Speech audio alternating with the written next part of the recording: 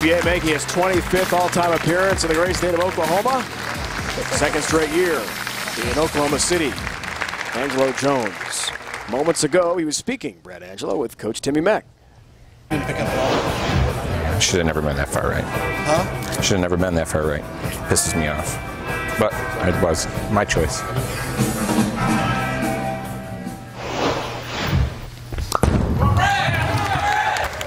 Left lane.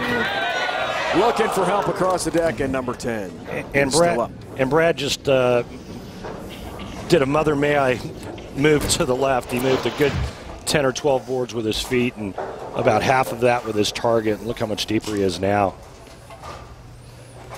Pretty good shot there. Unlucky to Messenger misses the 10.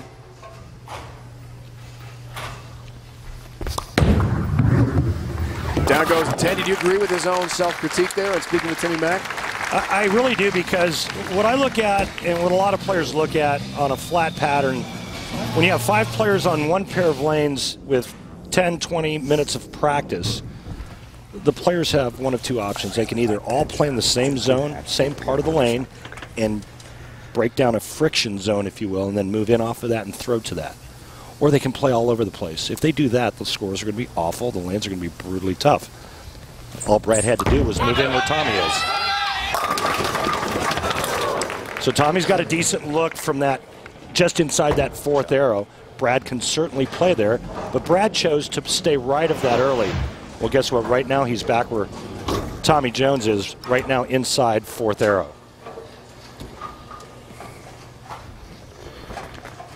How about that, Messenger? That's what Brad was looking for in the last frame. Avoids the 7-10.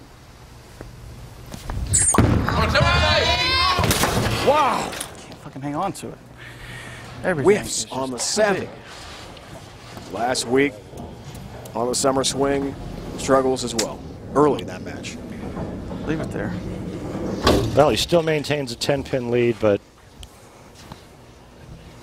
he says he's having problems holding on to it.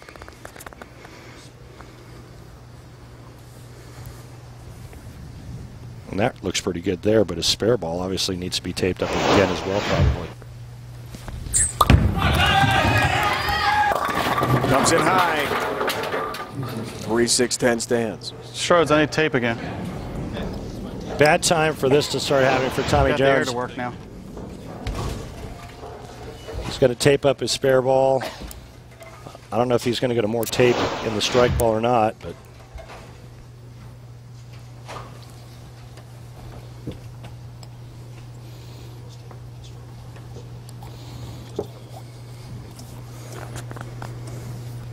He missed that 7-pin a moment ago. He said he couldn't hang on to that spare ball.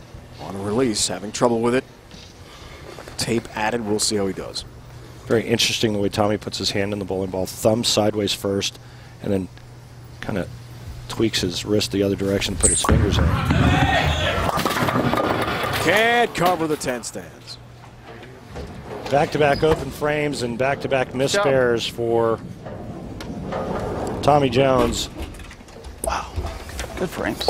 Last week had to be very frustrating for him, the start that he got off to, and then looking to redeem himself this week, only to get off to a great start and then miss 2 spares. Brad Angelo now leading by 1.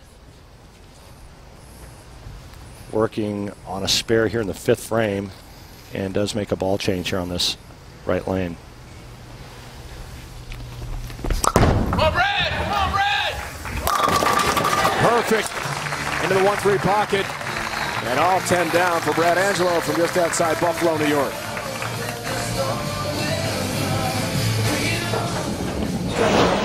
Well, this is a 10-pin party in the pit for Brad Angelo. Can't throw it much better than that. Let's see if he can back it up with another good shot here on the left lane as he's taking a re-rack. This left lane looks like it hooks a little bit more, even from my vantage point. And Brad's going to have his feet a couple more boards to the left along with his target. Another re-rack already. Early in the match. He's used both now.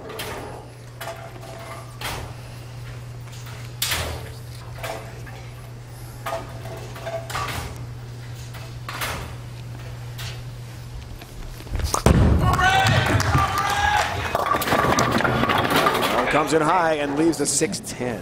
And it doesn't take much to go high either, Dave. You know, an inch or two left of target, and it's going to run through the nose. Not enough buildup, not enough carry down yet, not enough oil in the middle part of the lane because of this flat bear oil pattern. They didn't call it the bear because it was easy. If it was easy, they'd have called it the hamster.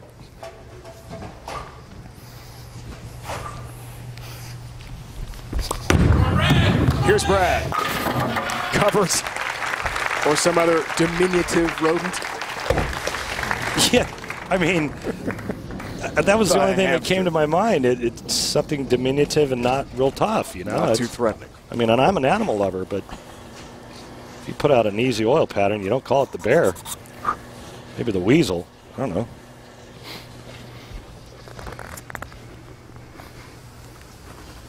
Arsenal for Tommy Jones.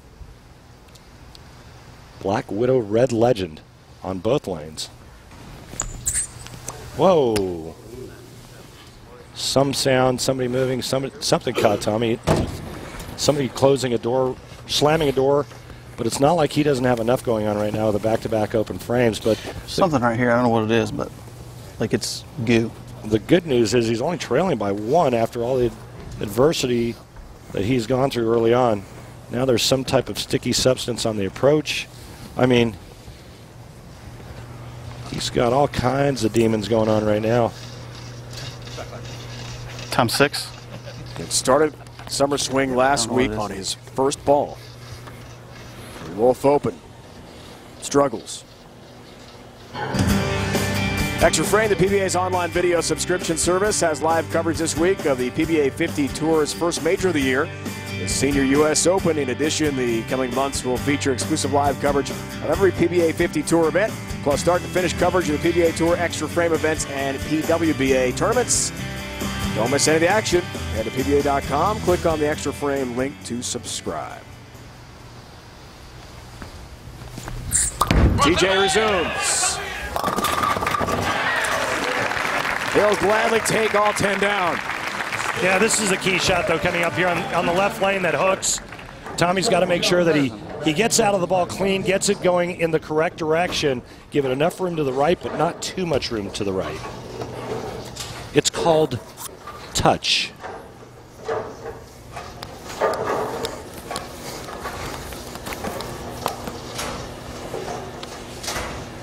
It was a great career, 15 tour titles, such versatility, different conditions. He knows touch.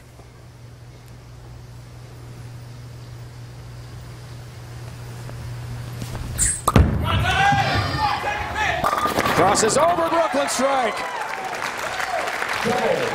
What a huge break. Just a huge break in the 7th frame for Tommy Jones. You're bad. That is left of target, and it's flush Brooklyn. The 5 and the 9 get taken out by the same pin. When you're Brad Angelo sitting on the bench, that's the last thing you want to see your opponent do. And I promise you that's the last thing that Tommy Jones wants to see out of himself.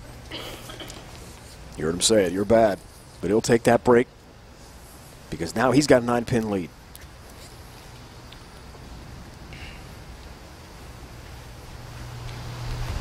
Seventh frame. Angelo works on a spare and 10 figures. Doesn't that figure?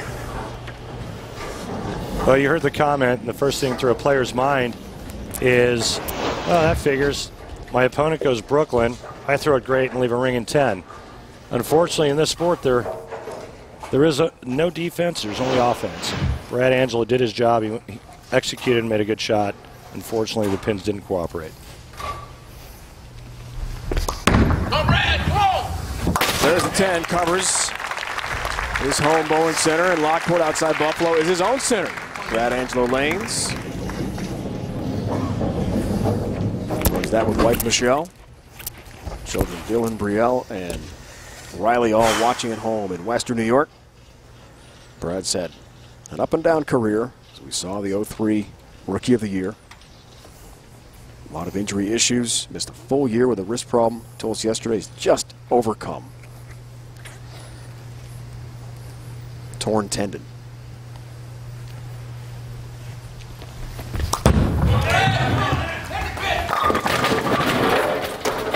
Can't get a break with that 10 pin. Looked like he moved a little right on that lane. Players will always try to migrate towards the middle part of the lane to find more hold. And once you've moved far enough to the left and you don't find any, there's only one other direction to go in. Brad looked like he moved a little right, amped up his speed a bit. Pretty good shot.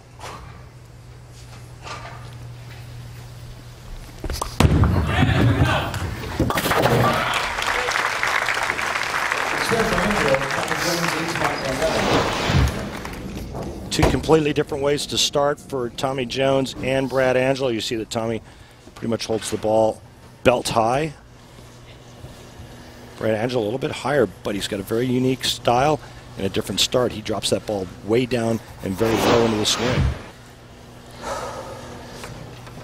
I think this is Tommy's good lane, and I expect him to throw a good shot and strike here in the 8th. 2-0. Head-to-head with Brad. Would love to make it 3 straight. In the driver's seat here. Whoa! Some help. Just the head pin stands on a very light shot.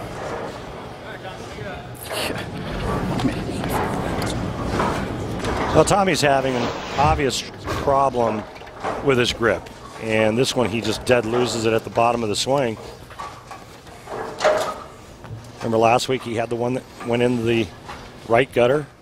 Of course, he was playing much farther right, but obvious issues with his grip right now.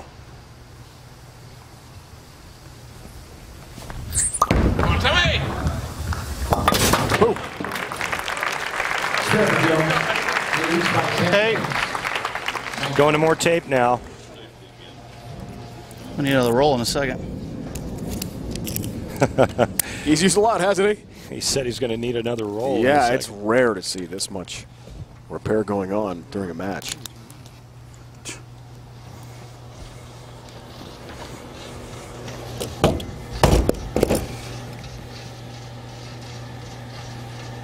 Fairly chilly in the arena if you're a spectator. I think it's a perfect temperature for the players.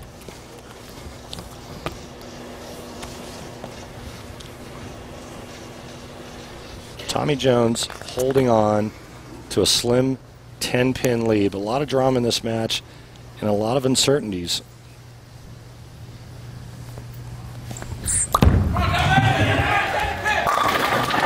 That's the ball reaction he wanted. Crunching into the 1-3 pocket. Foundation frame strike, he needed that. Very clean out of his hand that time, and a great executed shot. Gets it going in the correct direction with the right speed and rotation. Gives himself a little pat on the back.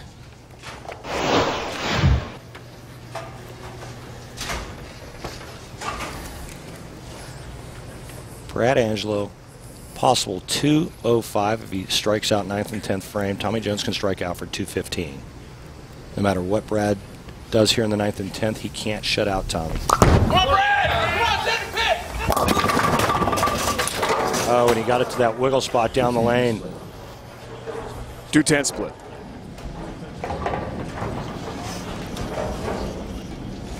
Could not find the pocket, comes in. There's a spot right down here, right about right there. If you get it to this little spot, the ball's going to wiggle. There's no friction there. Come on, Brad! Come on, make it! Make it! Cannot convert the spare. An open frame late. Crushing for Brad Angelo.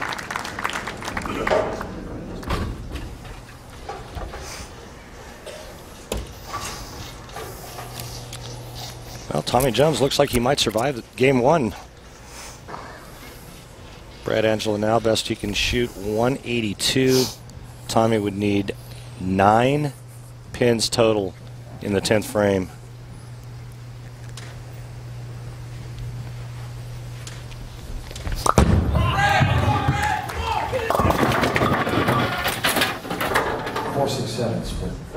Match is over. Tommy Jones is moving on.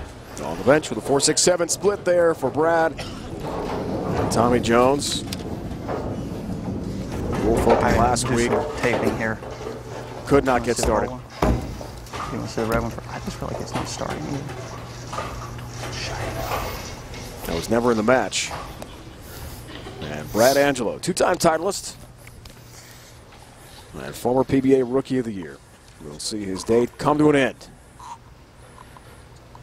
Brad's last title, PBA Viper Championship in Vegas 2012.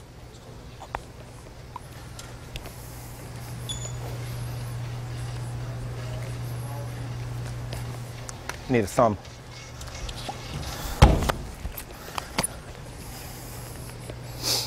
He's still net. Come on, Brad. Come on, make it. Come on. Leads the 6, open frame, and Tommy Jones will advance. Climbing the stepladder. Tommy from Simpsonville, South Carolina, takes on Jason Belmonte next. The favorite for 2015 Player of the Year. It was not pretty, but some 15-time PBA Tour titleist survives against Brad Angelo. 179-161, advancing up the stepladder championship bracket. Welcome back, everyone. Dave Bryant alongside Randy Peterson, PBA Hall of Famer and 13-time PBA Tour titleist. What do you make of a match like that? It was tough to watch. Two great bowlers really struggling trying to find that pocket. It was messy, and you know that's going to happen on a very flat oil pattern like Bear. But Jason Belmonte's getting set to come on and show people how it's done. Even though they're hard, I expect Jason Belmonte to really do some nice things. He's got all the experience, all the momentum, all the power. He's got everything going for him. He's won Player of the Year back-to-back. He's a front runner to win it again. I think Belmonte is really going to start doing some good things. And the problem with following Jason Belmonte, his rev rate is so high, he just literally shreds the oil patterns apart. It's kind of like a Cessna taking off behind a jumbo jet. It's kind of like the jet wash that's created by his bowling ball for the other players, and the other players don't like it.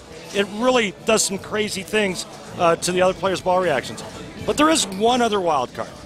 And that would be Norm Duke. He is the top seed. He's won 38 times on the PBA Tour, legendary Hall of Famer, and he's up later on in our show today. Well, and I call him the wild card, Dave, because he could quite possibly play the extreme outside part of the lane.